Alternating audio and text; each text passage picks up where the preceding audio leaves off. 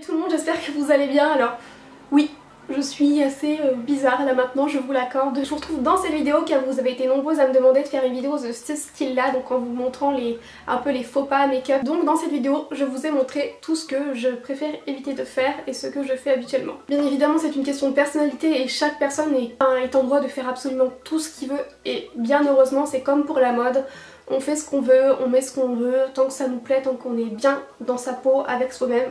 Voilà, c'est le principal. Mais c'est vrai qu'en tout cas, pour ma part, c'est le genre de choses que je préfère éviter de faire. Alors, les premières erreurs avec le fond de teint, déjà, forcément le mieux est de le prendre à sa teinte. Faut vraiment éviter de le prendre trop clair, mais à la limite, ça peut passer puisqu'on peut jouer avec le bronzer. Mais il faut surtout éviter par contre de le prendre trop foncé. Donc par exemple, celui-là, moi, est idéal au niveau de ma teinte de peau. Donc c'est le Studio Skin de chez Smashbox, donc le 2.3. Il va complètement en fait avec ma teinte de peau, surtout avec le reste de ma couleur de peau en fait, parce qu'après j'ai des petites rougeurs. Là par exemple j'ai un peu bronzé, du coup j'ai le front un peu plus marron que le fond de teint. Donc de l'autre côté du visage, je vais appliquer ce fond de teint là qui est pour le coup trop foncé pour moi actuellement, donc c'est le fond de teint dans la teinte noire.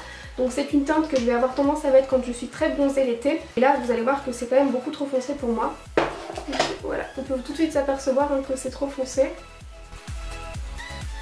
Donc on peut voir la différence. Après, si vous êtes dans ce cas-là, vous avez un fond de teint trop foncé, mais vous savez que ça reste à peu près portable, que la différence n'est pas trop flagrante, n'hésitez pas à le porter quand même en le descendant dans le cou. Je vais passer aux sourcils et pour moi c'est hyper important d'avoir des sourcils bien faits, oui, mais que ce soit pas trop prononcé. Moi je ne passe vraiment pas beaucoup de temps à faire mes sourcils. Généralement je passe on va dire 2 minutes maximum par sourcil, et encore parce que je veux vraiment pas en fait avoir des sourcils trop marqués, trop définis. S'il y a vraiment quelque chose par contre, je dirais ne le faites pas, c'est d'avoir vraiment le sourcil trop défini, trop marqué, trop foncé. Donc avec ma Brow Pomade d'Anastasia Beverly Hills, donc là j'ai repris la teinte Dark Brown vu que j'ai les cheveux plus foncés. Et donc je prends vraiment pas trop de temps à le faire. En fait je suis à peu près ma ligne naturelle, on va dire que juste je l'améliore. Ce que j'aime vraiment en fait au niveau des sourcils, c'est que la tête du sourcil, tout simplement en fait elle soit un peu plus claire, elle soit moins dessinée. Avec ce qui me reste de produit sur le pinceau, je fais des petits à-coups comme ça. Je peux faire des petits à-coups comme ça pour faire comme des semblants de poils. Je sais pas si vous voyez, ça a été très rapide et c'est souvent comme ça que je fais mes sourcils. En revanche, ce que j'aime moins, ça va être quand il y a vraiment le sourcil qui est dessiné partout. Donc on va faire ça.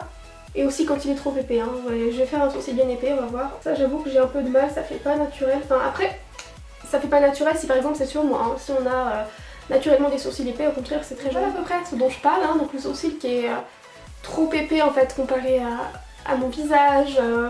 Vraiment vous voyez que là c'est plutôt naturel, là c'est vraiment marqué partout.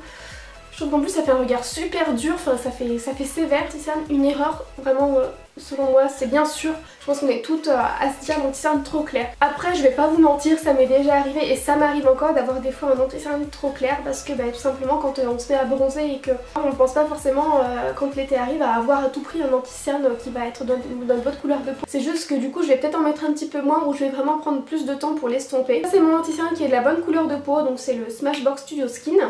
Après c'est vrai que je fais jamais non plus, vous pouvez voir dans mes vidéos, je fais jamais non plus des très grosses zones de lumière. Quand j'ai envie de bien illuminer, je vais là à peu près maximum. Donc là par exemple c'est un anti-cerne qui va être trop clair pour moi. Je vais un peu exagérer. Après ça je sais qu'il y en a qui le font, c'est pareil pour les choses comme ça.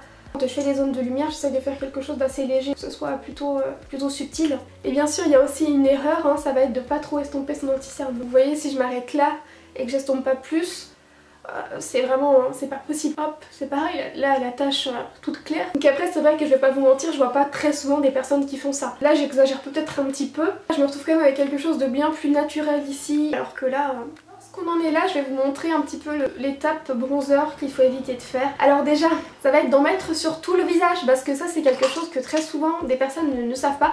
Et je dis ça parce que je le sais, hein, très souvent j'ai des proches qui ont des poudres bronzantes et qui ne savent pas que c'est une poudre qu'il ne faut pas mettre partout. Et je pense que c'est pas grave hein, de pas savoir ça. Bien évidemment ce qu'il faut essayer de faire c'est d'en mettre sur le pinceau et pas trop non plus. Et de bien prendre son temps d'estomper. Mais bien sûr il faut éviter donc soit d'en mettre sur tout le visage et après d'être orange. Et il y a aussi le fait d'avoir un contouring par exemple trop marqué, trop défini. Et généralement de faire ça avec une poudre trop foncée. Donc si par exemple je prends cette poudre là qui est la plus foncée de chez Anastasia Beverly Hills, moi je l'utiliserai assez subtilement. Mais c'est vrai que faut quand même éviter d'avoir justement... Oui, c'est vrai. Oh bah t'es vraiment ma râleuse toi. Vous voyez ce côté là trop marqué, trop contouring quoi, hop.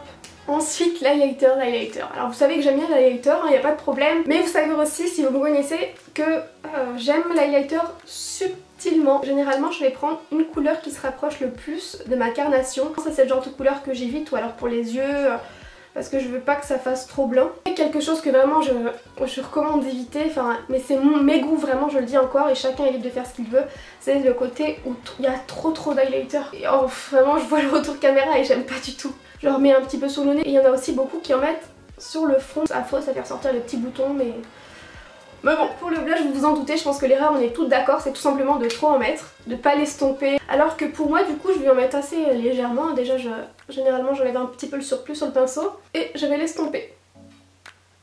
Voilà, et après, je vais m'arrêter là. On va passer du coup aux yeux.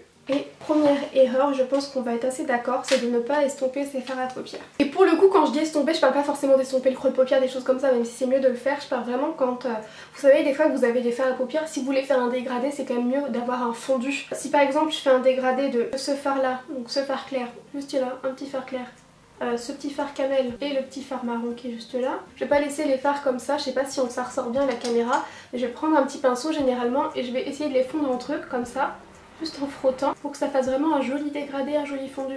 Après quelque chose aussi, c'est que c'est vrai que j'aime pas trop, c'est lorsqu'on a un creux de paupière qui est trop foncé. Donc si par exemple moi je vais faire mon creux de paupière, je vais prendre par exemple ce petit fard, et je vais faire des petits mouvements donc circulaires, des va-et-vient. Je vais prendre mon temps, et à la limite c'est en plus mieux d'avoir un fard plus clair en creux de paupière juste là aussi haut, parce que si vous vous ratez, vu que c'est plus clair, c'est plus facilement rattrapable. Alors que si vous avez tendance à prendre un fard plus foncé pour le creux de paupière, qu'en plus vous estompez pas, donc c'est pareil pour le fait de le mettre vachement dans le coin interne, sauf si c'est pour un défilé, quelque chose d'artistique. Après avoir fait les fards à paupières par exemple, il y a le ras de cils que moi j'aime bien travailler. Ça c'est pareil, je sais que le ras de cils tout le monde ne le fait pas, moi généralement je le fais avec un petit pinceau précis au 36. Enfin c'est même pas précis, vous voyez celui-là est assez fléchi quand c'est pour un fard orangé. Après si vous faites un fard foncé et que vous faites un ras de cils sans estomper, vous voyez là le make-up, hein, c'est une catastrophe hein, sur les yeux. Bien évidemment l'eyeliner, donc je préfère toujours avoir un trait assez précis, petit. Après vous verrez rarement sur moi que je fais un super grand trait d'eyeliner sur le côté. Et ça c'est voilà, c'est juste mes goûts, et je trouve que sur certaines personnes un assez grand trait ça fait joli. Mais c'est vraiment pour moi une erreur, c'est quand le trait est trop gros, trop gras. Et pour le coup oui, le trait est vraiment hyper exagéré. Pour faire un trait assez précis, du coup comme vous le voyez je le fais.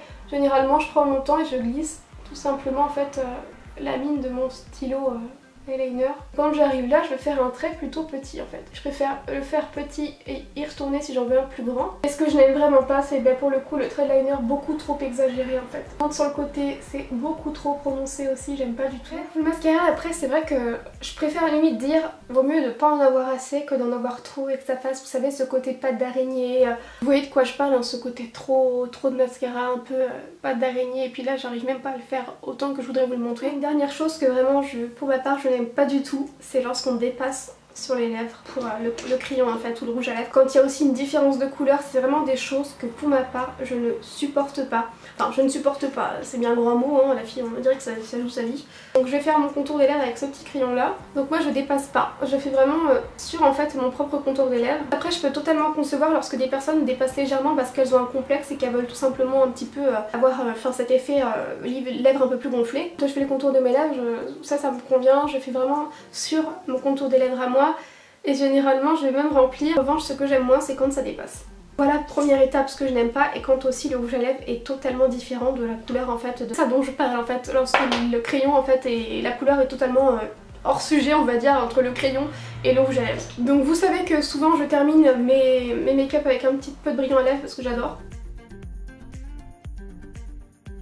Ce que je n'aime pas, les erreurs qui sont pour moi à éviter, et un maquillage à peu près, on va dire, je dis pas que mon maquillage est bien, hein, par contre attention, j'ai pas la prétention de dire ça, mais on va dire je pense que c'est plus facilement portable. Donc voilà pour cette vidéo, j'espère que ça vous aura plu. N'hésitez pas à me dire vous aussi quelles sont les erreurs en fait que vous ne faites surtout pas en make-up. Je suis sûre que d'ailleurs j'en ai oublié, donc n'hésitez pas à me dire. J'espère vraiment que cette petite vidéo vous aura plu, j'ai quand même trouvé ça assez sympa de le faire. J'ai l'impression de ressembler à un clown là maintenant, donc je vais aller rapidement me démaquiller. Je vous fais à tous des très gros bisous et je vous retrouve du coup très vite pour une prochaine vidéo.